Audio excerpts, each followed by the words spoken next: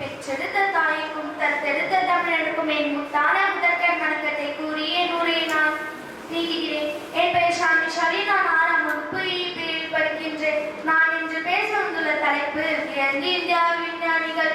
India தேசம் உலகு தந்த விஞ்ஞானிகளில் முதன்மையானவர் சி.வி. ராமன் ஆவார்.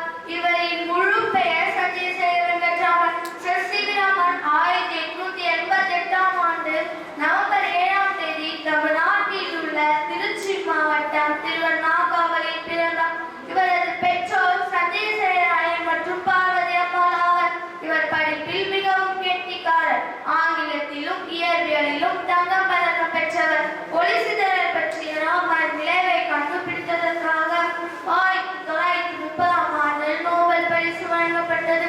ஒளி புகும் ஊடகத்தின் ஊடே செல்லும் போது சிதறடிக்கப்பட்டு அதன் அலை நீளத்தில் மாறுதல் ஏற்படுகிறது. இதுவே ராமன் விளைவு என்று அழைக்கப்படுகிறது. சி.வி. ராமன் சென்னையில் உள்ள பிரசிடென்சி கல்லூரியில் BA மற்றும் MA பட்டங்களை பெற்றார். படிப்பை முடிந்ததும் அரசு நீதித்துறையில் கணக்காயராக பணியாற்ற தொடங்கினார். ஆயினும் அறிவியல் ஆராய்ச்சி மீது கொண்ட விருப்பத்தால் ஒளியியல் ஆகிய துறைகளில் ஆராய்ச்சி மேற்கொண்டார். 1917ஆம் ஆண்டு கொல்கத்தா பல்கலைக்கழகத்தில் பேராசிரியராக சேர்ந்தார். 1928இல் அவர் கண்டுபிடித்த ராமன் விளைவை, அதாவது ராமன் எஃபெக்ட், உலக அளவிலான புகழை பெற்றது.